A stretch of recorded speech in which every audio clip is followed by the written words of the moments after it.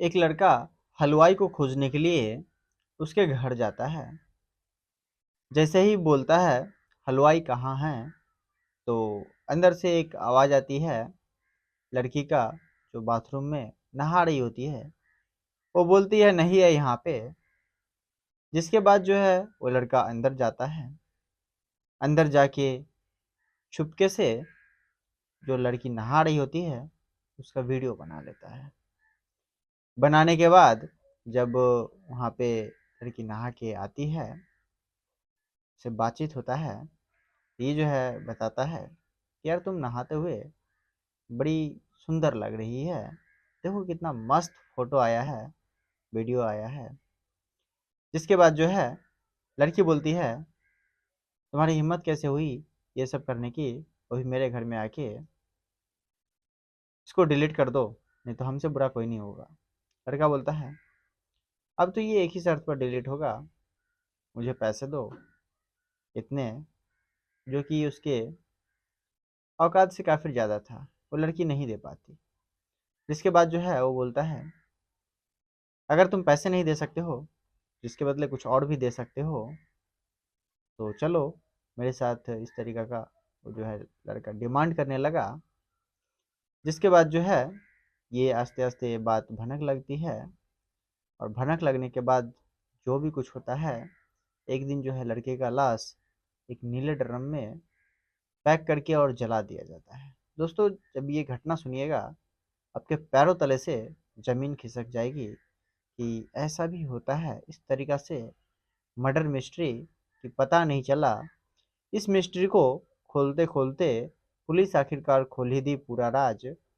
इस मिस्ट्री को खोलने में करीबन 19 महीने का समय बीत गया। दोस्तों, ये घटना है उत्तर प्रदेश के आगरा जिला का, जहां मालपुरा एक जगह पड़ती है। इसी थाना क्षेत्र के अंतर्गत का ये घटना है। एक लड़का जाता है हलवाई के पास, और जाने के बाद जो है वहाँ पे खोजने लगता है हलवाई को, लेकिन वो नहीं होता है। लड़की अंदर में नहा रही होती है, उससे बातचीत करता है। बातचीत करने के साथ साथ ही जो है वो वीडियो शूट कर लेता है छुपके से। वीडियो शूट करने के बाद जो है लड़की को ब्लैकमेल करना चालू करता है। लड़का का नाम होता है राकेश, जो करीबन 17, 18, 19 साल का होगा। तो वहाँ पे जो है वीडियो शूट करता है। जिसके बाद जो है लड़की को ब्लैकमेल करना चालू कर देता है। ब्लैकमेल इस तरीक़े से करता है कि लड़की बेबस हो जाती है, कुछ कर नहीं पाती है। जिसके बाद जो है वो अपना चचेरा भाई को बताती है सारा घटना।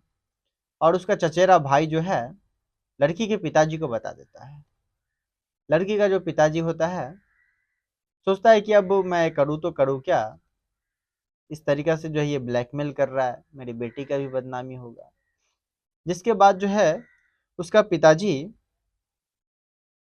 वो एक प्लान बैठाता है कि कैसे भी इस लड़के को बुलाते हैं और उसके बाद जो है इसको ठिकाना लगा देंगे।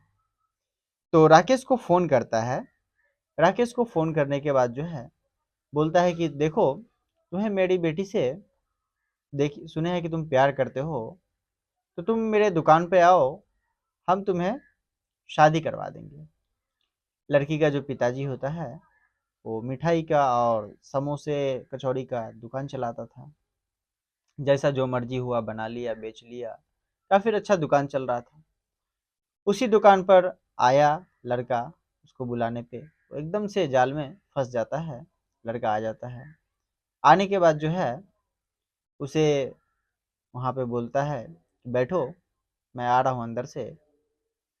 वो अंदर से एक तार लेके आता है, हेवी वाला तार। तार से उसके गला में फंसा के गला घोट देता है। देखा कि कंफर्म नहीं हुआ, उसके बाद जो है फिर से एक बार गमछा लेके गमछा से गला घोट देता है। और गला घोटने के बाद जो है लड़की के पिताजी अपने चचेरा भाई होता है उससे, चचेरा भतीजा होता है उसका सहारा लेता है। बोलता है देखो भाई, अब इसको कैसे भी करके ठिकाना लगाना है। अब कहाँ ठिकाना लगाए सोच रहा था। तो दुकान से करीबन 2-2.5 किलोमीटर की दूरी पर हाईवे के साइड में सरसों का खेत होता है। सरसों के खेत में ले जाता है, लड़का को नीले ड्रम मंगवाया जाता है, नीले ड्रम में पैक कर देता है, ऊपर से कुछ सामान लोड कर देता है ताकि किसी को शक भी ना हो। उसके बाद जो है वो सब कुछ पैक होने के बाद कुछ जलाने वाला सामग्री ले आता है, ले आके और चला जाता है टेम्पू करके खेत के पास।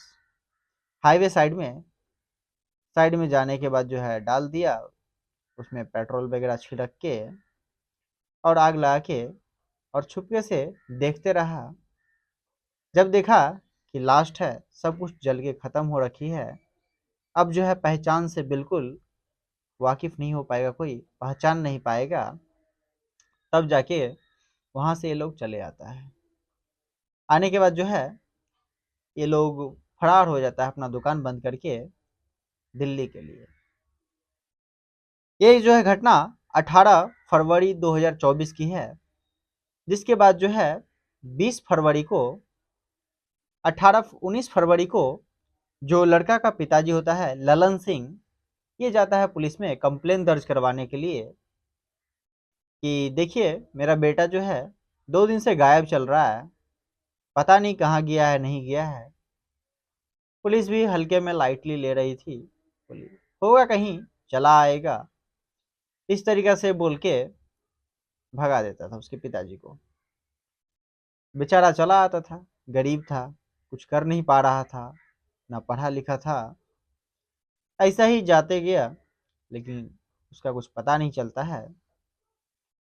उसके बाद जो है 20 तारीख को एक लाश मिलती है, तो देखा कि जो गांव घर के लोग हैं वो जाता है खेत की तरफ, तो एक महिला को एक नीले ड्रम में जला हुआ लाश दिखाई पड़ता है।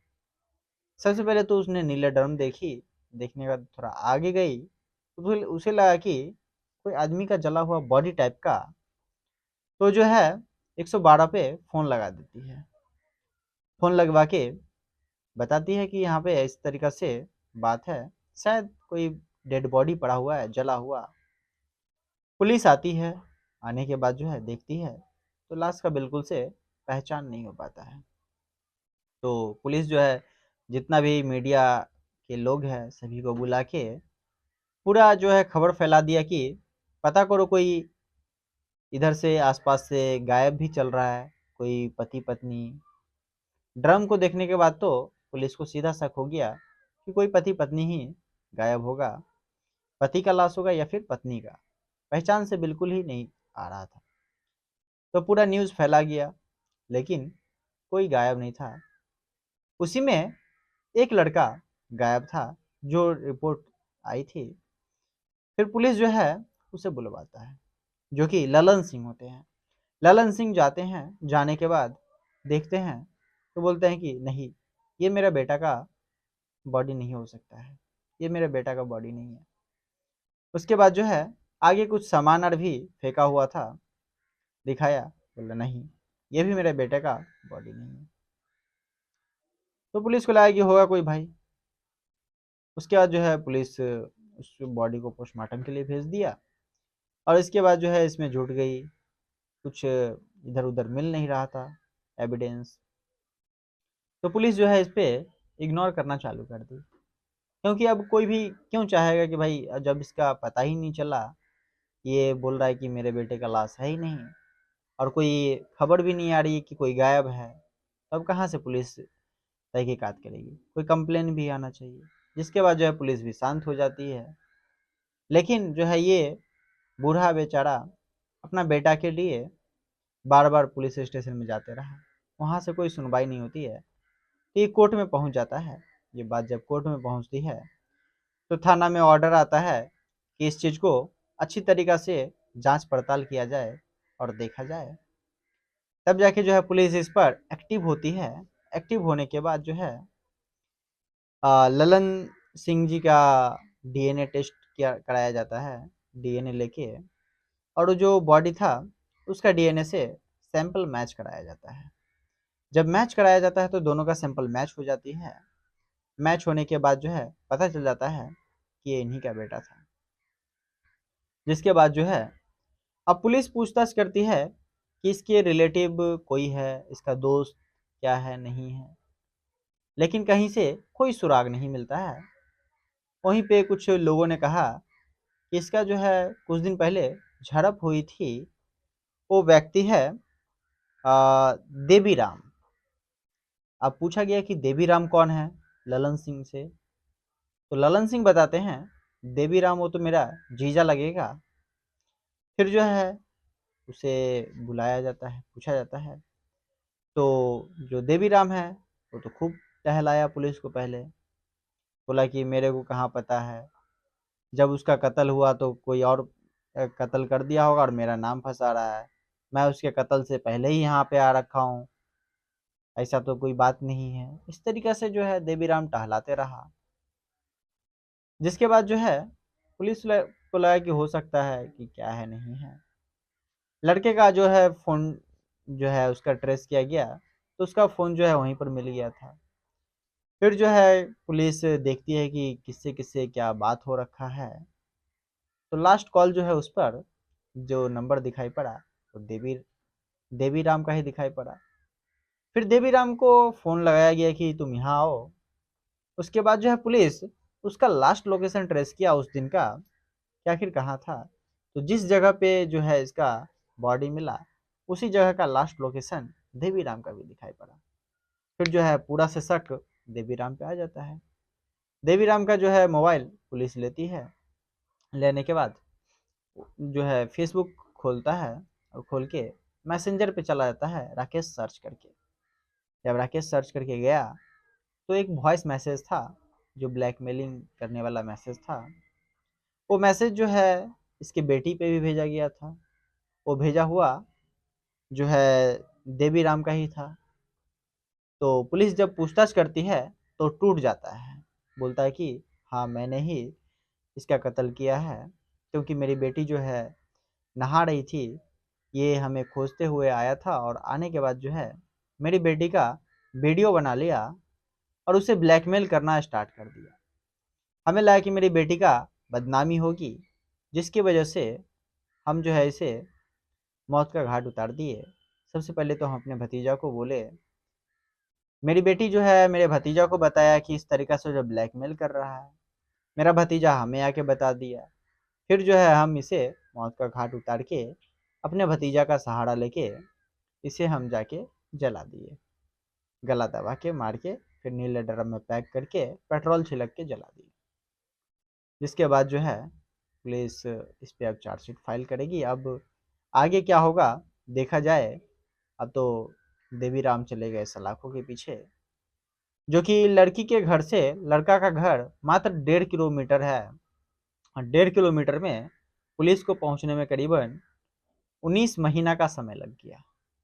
बाकी आप लोग क्या सोच रहे हैं इस घटना को लेकर, अपना राय जरूर कमेंट बॉक्स में दीजिएगा।